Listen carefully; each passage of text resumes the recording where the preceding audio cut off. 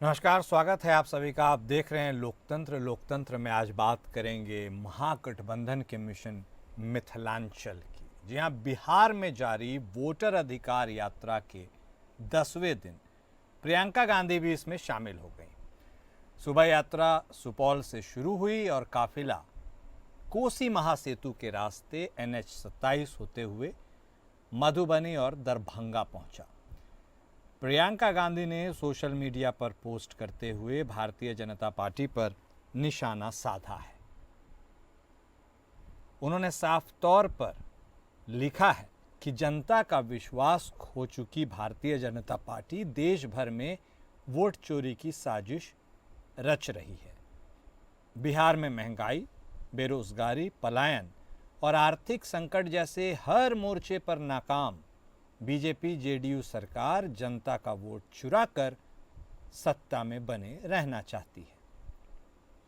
यात्रा में प्रियंका गांधी के अलावा तेलंगाना के मुख्यमंत्री रेवंत रेड्डी, नेता प्रतिपक्ष तेजस्वी यादव और पूर्णिया से सांसद पप्पू यादव भी मौजूद रहे। यात्रा के दौरान भीड़ में वोट चोर, गद्दी छोड़ के नारे गूंजे।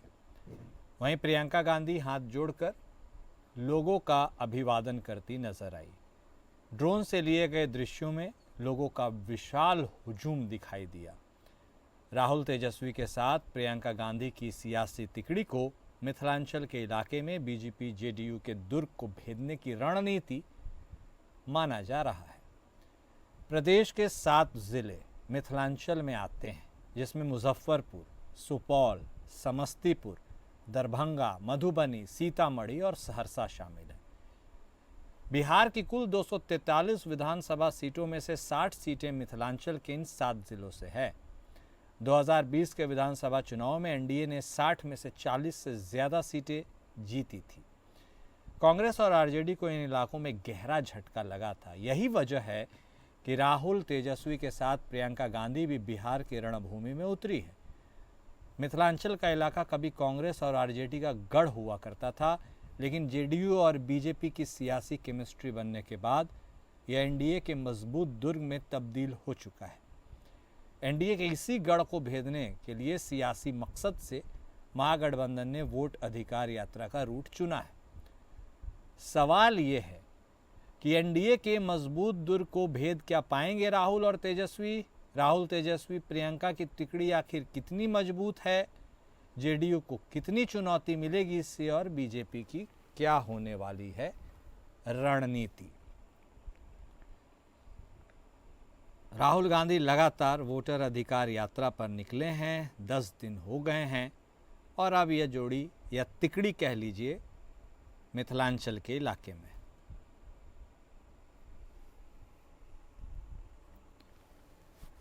तो एनडीए के इस मजबूत दुर्ग को राहुल तेजस्वी भेद पाएंगे क्या? क्योंकि यह दुर्ग जो फिलहाल एनडीए का है, यह किसी वक्त कांग्रेस और आरजेडी का भी हुआ करता था। यह भी एक बड़ी बात है। चलिए चर्चा की शुरुआत करते हैं। हमारे साथ हमारे खास मेहमान जुड़ चुके हैं। राष्ट्रीय जनता दल के तरफ से बतौर प्रवक्ता प्रमोद सिन्हा साहब हमारे साथ जुड़ गए हैं। कांग्रेस पार्टी के तरफ से बतौर प्रवक्ता राज छविराज साहब, जनता दल यूनाइटेड की तरफ से बतौर प्रवक्ता महेश दास साहब और भारतीय जनता पार्टी की तरफ से बतौर प्रवक्ता भूपेंद्र यादव साहब सभी हमारे साथ हैं। आप सभी खास मेहमान का स्वागत है। शुरुआत सिन्हा साहब, प्रमोद सिन्हा साहब आप ही के साथ करेंगे। कहने के लिए तो राहुल यादव झंडा गाड़ रहे हैं इस बिहार में वोटर अधिकार यात्रा को लेकर, लेकिन यह भी बात साफ है कि यदि माइलेज मिलेगा तो सीधा सीधा माइलेज राष्ट्रीय जनता दल को मिलेगा। क्या आप देख रहे हैं मिथिलांचल में इस बार बदलाव की बयार बहेगी क्या? भीड़ तो जुट रही है, लेकिन वोट में तब्दील हो पाएगी क्या? वह भी ऐसे दौर में जब एसआईआर के नाम पर आप साफ आरोप लगा रहे हैं वोट चोरी का खुला खेल हो रहा है। सिन्हा साहब देखिए, मतदाता अधिकार यात्रा 17 तारीख से प्रारंभ हुआ और आज 10वां दिन है। और जिस दिन से प्रारंभ हुआ है और आज का वो दिन आप देख लीजिए, बिहार की जनता का जन समर्थन, अपार जन विश्वास सड़कों पर दिखाई पड़ रहा है। ये आपके रिपोर्टर्स भी बतला रहे हैं, और जनता का स्वतः स्फूर्त सड़कों पे उतरना इस बात का द्योतक है कि कहीं ना कहीं जिस प्रकार से एसआईआर की प्रक्रिया जो लाई गई और एसआईआर की प्रक्रिया में जो विसंगतियां पाई गई, जो आशंकाएं हम उस समय बतलाने का काम किए थे जब आनन फानन में एसआईआर लाया गया था, और वो आज धरातल पर दिखाई पड़ रहे हैं। तो जनता का जन विश्वास जो है हमारे महागठबंधन के जो नेता हैं उनके साथ है, क्योंकि हम लोगों ने देखिए समय से पहले आज जो 65 लाख मतदाताओं का जो नाम काटा गया है ना, और नाम काटा गया है, आप देखिए कि नैसर्गिक न्याय के लिए जनता को जो है सुप्रीम कोर्ट तक जाना पड़ रहा है। जो मृतक हैं उनका नाम जो है मतदाता सूची में शामिल है, और जो जीवित हैं उनका मतदाता सूची से नाम गायब है, और वो अपनी उपस्थिति कहाँ दर्ज करवा रहे हैं? उच्चतम न्यायालय में अपनी उपस्थिति दर्ज करवाने का वो काम कर रहे हैं। तो ऐसी विसंगतियां आनन फानन में जो एसआईआर के तहत लाया गया, उसको हम लोगों ने जनता को पहले ही आगाह करने का काम किया था, और आज हम जनता के बीच उन्हीं मुद्दों के साथ और जो बिहार की अन्य जो ज्वलन समस्याएं हैं उन तमाम समस्याओं को लेकर के जा रहे हैं। और जनता का विश्वास जो है महागठबंधन के तमाम जो हमारे दल हैं जो बिहार में हैं खास करके, और जो नेता विपक्ष हैं लोकसभा में राहुल गांधी जी, नेता विपक्ष हैं बिहार विधानसभा में हमारे नेता आदरणीय तेजस्वी प्रसाद यादव जी के नेतृत्व में जनता जो है सड़क पर उतरने का काम की है। और जो वोट चोर गद्दी छोड़ का जो नारा हमारे नेता लगा रहे हैं उस पर जनता अपना मुहर लगाने का काम करिए। निसंदेह चुनाव में भले 2 माह का समय है, लेकिन जब चुनाव का समय आएगा तो आप देखिएगा कि इस बार परिवर्तन तय है, और बिहार की गद्दी पर जो है हमारे नेता आदरणीय तेजस्वी प्रसाद यादव जी को बिहार की जनता का जन विश्वास और आशीर्वाद मिलेगा, और जनता के उन तमाम ज्वलन समस्याओं को जो आज हम लेकर के आगे बढ़ रहे हैं उसका उस समय होने का काम होगा। ओके, भूपेंद्र यादव साहब बहुत ध्यान से सुन रहे हैं, आप देख भी रहे हैं सर, भीड़ बहुत ज्यादा आ रही है। ये भीड़ क्या कुछ कहती है? क्या इस भीड़ से कहीं असमंजस की स्थिति आपके मन में है? क्या नीतीश कुमार बाबू जो आपके साथ मिलकर चुनाव लड़ेंगे उनके लिए रास्ता साफ हो रहा है, या पिक्चर थोड़ी धुंधली है? यादव साहब, ऐसा है, हमारे भाई जो राजद के भाई जो बोल रहे हैं एकदम सफा सफा जो बोल रहे हैं आपके टीवी के चैनल से, हाँ प्रमोद सिन्हा साहब, 100% एकदम झूठे रे भाई। अभी देखिए बिहार के अंदर में एसआईआर कोई मुद्दा नहीं है। ये विपक्षी लोगों के पास न तो विकास की कोई बात हो रही है, न तो किसी जनता के आम आवाम गरीब जनता की परवाही लोग करते हैं रे भाई। ये कहते हैं कि भादो सावन में पूरा में जो है बिहार चुना हुआ है, एसआईआर हो रहा है, तो इनके लिए बात नहीं है क्या? ये पूरा बाहर में घूम रहे हैं लोटी जोड़ी लेके। अरे भाई, ये हमारे बिहार के अंदर में ये प्रवासी पक्षी की तरह आदरणीय देश के एलओपी राहुल गांधी जी और उनकी आज जो सिस्टर थी माननीय प्रियंका जी, वो भी आज जो है कूद गए मैदान में। और उसी में जो है ना हमारे आदरणीय लालू जी का जो है ना माननीय नेता प्रतिपक्ष तेजस्वी जी भी है। तो जबकि एसआईआर पर इस प्रदेश के अंदर में मैं बता दूं भाई साहब कि 99% यहाँ की जनता जो है ना, नौजवान गरीब पिछड़ा से पिछड़ा दलित महादलित मुस्लिम भाई, सब लोगों ने अपना वोट क्लियर करा लिया। इनके एसआईआर की ओर लोग नहीं देख रहे हैं। लेकिन आप कैसे कह रहे हैं यादव साहब एसआईआर मुद्दा नहीं है तो सुप्रीम कोर्ट को हस्तक्षेप करना पड़ता, लिस्ट को डालने के लिए कहा जाता, क्या ये सारे कवायद होता? कई लोग जो मृत हो गए हैं उनको जीवित खड़ा कर दिया जा रहा है लोग खोज करके। ऐसा भी तो नहीं है कि मुद्दा नहीं है। तो उनकी भी तो फटकार हो रही है। वो तो ठीक है, माननीय सुप्रीम कोर्ट जो है ना, भाई हम विश्वास तो सबको करना है, हमको भी करना है, उनको भी करना है। माननीय सुप्रीम कोर्ट ने जो निर्णय दिया जनता हित में दिया, ये अच्छी बात है। वो माननीय चुनाव आयोग उसका इम्प्लीमेंट भी करना है। वो 1 महीना का टाइम भी दिया हुआ है कि जिनका छुटा हुआ है वो जुड़वा ले। इसमें कौन सी बुरा बात है भाई? ठीक है, वो बृहद पैमाने पर एसआईआर हुआ है, किसी का मिस्टेक से छूट भी जाता है, चाहे कोई कहीं काम से चले गए हो, तो वैसे लोगों के लिए तो 1 महीना टाइम है। आज का रिपोर्ट है कि 99% जो है ना लोग अपना इम्प्लीमेंट करा दिया। तो ये लोग सुनिए, ये लोग राहुल गांधी जी बिहार के अंदर में जन नायक को पुकार रहा है। मैं बता दूं भाई साहब कि इस प्रदेश के अंदर में एकमात्र जन नायक का जो उपाधि मिला था श्रीदेव कर्पूरी ठाकुर जी को मिला था। और श्रीदेव ठीक है। कर्पूरी ठाकुर जी ने 1970 में कांग्रेस को मटिया मेट करके बिहार के गरीब दलित पिछड़े दलित महादलित को जो है ना मोरली को बुस्टअप किया, ये सामंतियों के खिलाफ और इसी कांग्रेस के खिलाफ है। और उसी जननायक का टाइटल छीन करके राहुल गांधी जी आगे लिखते हैं जननायक का, पीछे लिख रहा है गांधी। दुद्दू को जननायक को जो टाइटल छीन लिए, तो मैं इस बात के लिए कहना चाहूंगा कि टाइटल छोड़, बिहार छोड़, चोर चोर मौसेरा भाई, ये लोग ठीक है, आप तो अभी से ही नारा वाला मूड में आ गए हैं। ठीक है यादव साहब, आप तो नारे वाले मूड में आ गए हैं। ओके ठीक है, आते हैं सर, आपके पास आते हैं। फिर महेश दास साहब भी हमारे साथ जुड़े हैं जेडीयू से बतौर प्रवक्ता। उसके बाद हम जाएंगे राज छविराज साहब के पास। महेश दास साहब, साफ तौर पर कहा जा रहा है कि ये भीड़ बुलाई नहीं गई है, ये खुद आई है। इस भीड़ को देख करके आपके मन में थोड़ा डर लग रहा है या ऑल इज वेल ही चल रहा है?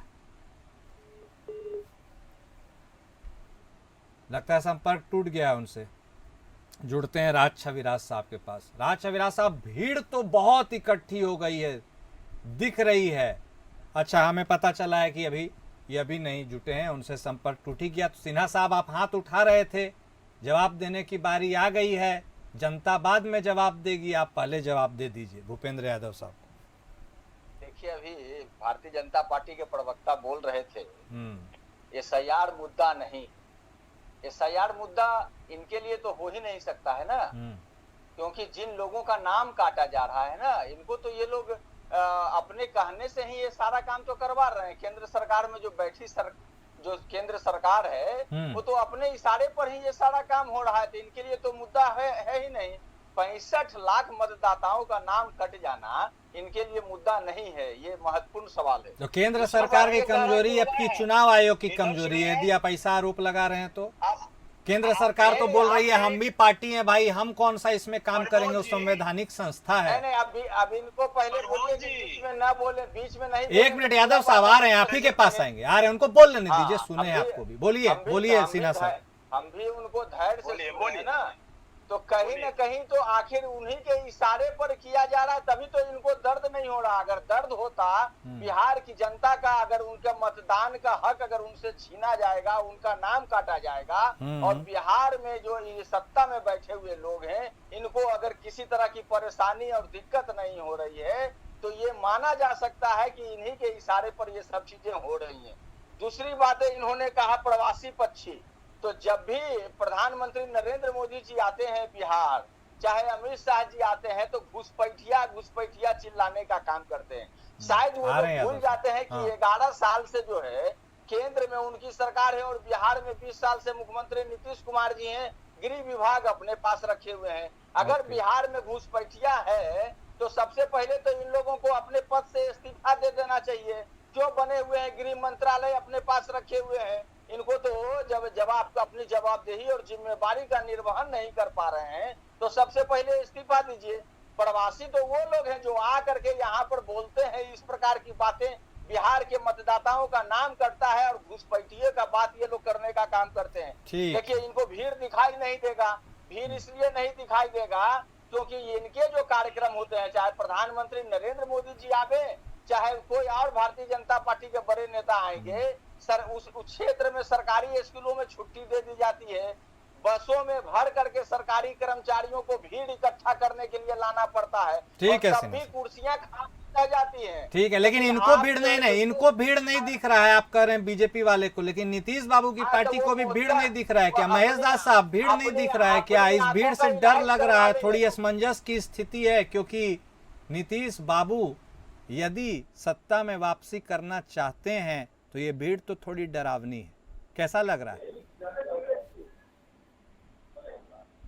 देखिए, नहीं, महेश दास साहब से पूछ रहे हैं, फिर आ रहे हैं आपके पास यादव साहब। इनको बोलने की आदत है। इनको लगता है कि डिबेट में अगर हम बोल देंगे तो इनके नेता खुश हो जाएंगे, और इनको लगता है कि डिबेट में हम पूरा समय बोल देंगे तो इनको वोट मिल जाएगा। वोट ऐसे मिलता नहीं है। बिहार को आपको चलाने का जब मौका दिया गया तो आपने बिहार को गड्ढे में धकेल दिया। बिहार के लिए कुछ किया नहीं। और जिस भीड़ की बात आप कर रहे हैं ना, उस भीड़ में दो शहजादे हैं जो दोनों राजनीतिक रूप से बेरोजगार हैं। किसी को प्रधानमंत्री बनना है तो किसी को मुख्यमंत्री बनना है। उनको बिहार के विकास और बिहार के लोगों के विकास के लिए उनके पास कोई न नीति है न निर्धारण है। ये लोग सिर्फ बिहार के लोगों को गुमराह करने हैं। अच्छा ये बताइए कि ये लोग किस लिए यात्रा कर रहे हैं? आप हमको बताइए ये लोग किस लिए कर रहे हैं? ये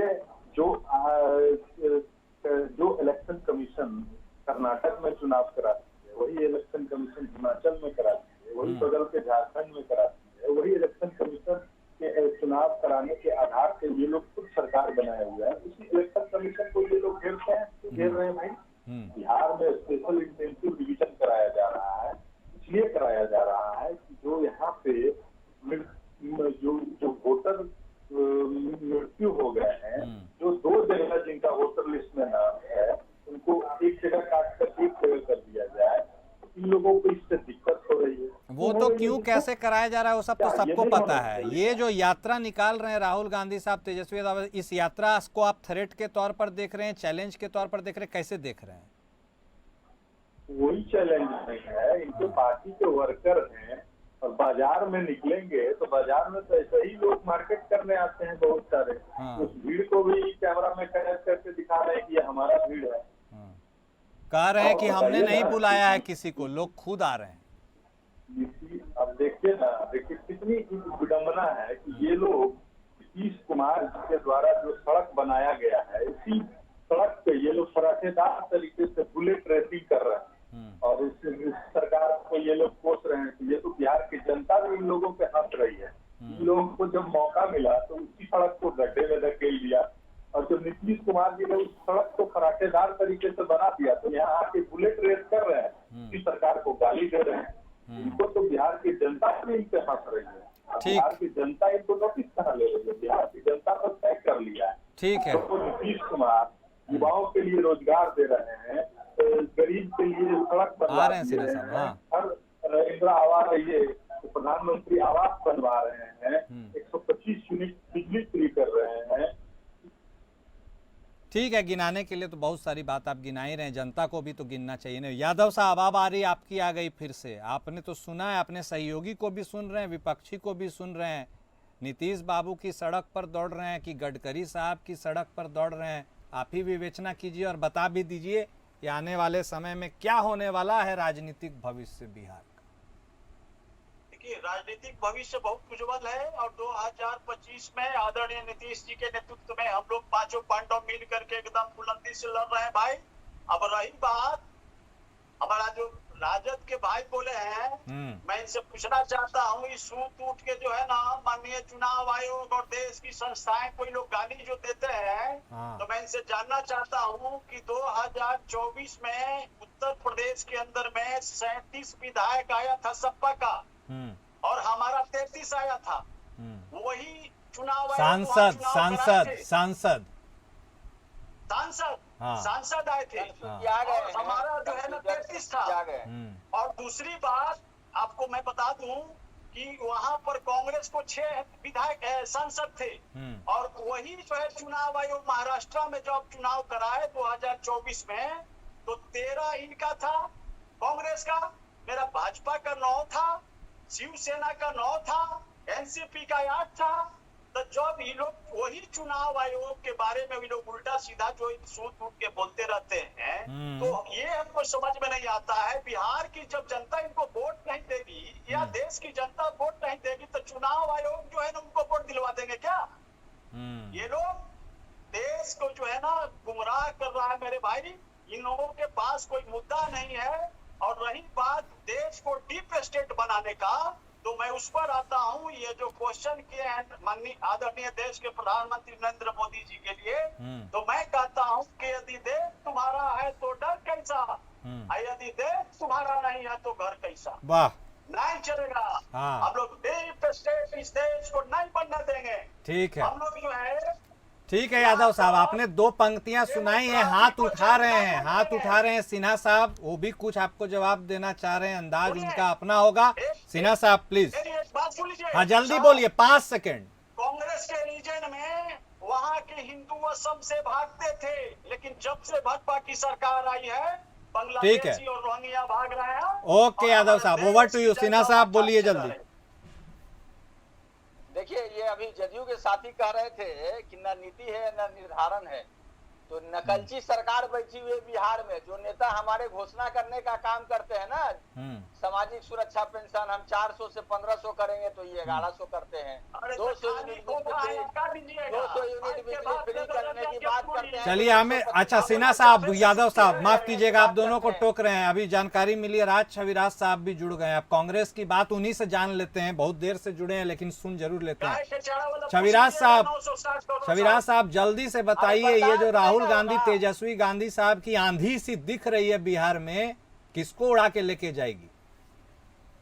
बिहार की जनता का अपार जन समर्थन और बिहार की जनता का अपार विश्वास राहुल गांधी तथा महागठबंधन और विभिन्न घटक दलों के प्रति, हमारे प्रति जो रुझान है, जो उनका विश्वास है, जो उनका दुलार है, कहीं न कहीं जो मोदी सरकार से किसान त्रस्त थे कि 3 साल और 5 साल और 2022 तक आय दुगनी हो जाएगी, नौकरी का संसाधन ज्यादा हो जाएगा, देश में ज्यादा प्रगति होगी, सांघाई बन जाएगा। इन झूठ के चीजों से, इन दुकानों से नाकाब उतर चुका है और बिहार की जनता खुल के सहयोग से और अपने विश्वास से, क्योंकि महागठबंधन का पहला धर्म और पहला कार्य राहुल जी का है मोहब्बत की दुकान। आप याद करेंगे कि जो यात्रा हम लोगों ने चालू की थी, भारत जोड़ो यात्रा, वो भारत कहीं न कहीं पूर्णतः जुड़ चुका है और भारत के उस जुड़ाव से देखते हुए अब लोग उसमें जुड़ते हुए उस मोहब्बत की दुकान की शुरुआत जो वहां की गई थी, उस मोहब्बत की दुकान का नारा अब जन जन तक है। वोट चोर गद्दी छोड़ के नारे के साथ बिहार का बच्चा, बूढ़ा और जवान एक मय हो चुका है और यहाँ की जो ठीक है। चलिए, वक्त इतने की इजाजत देता है। बहुत शुक्रिया आप सभी खास मेहमान का हमारे साथ जुड़ने के लिए और इस चर्चा में शामिल होने के लिए। लोकतंत्र में आज बस इतना ही। नमस्कार।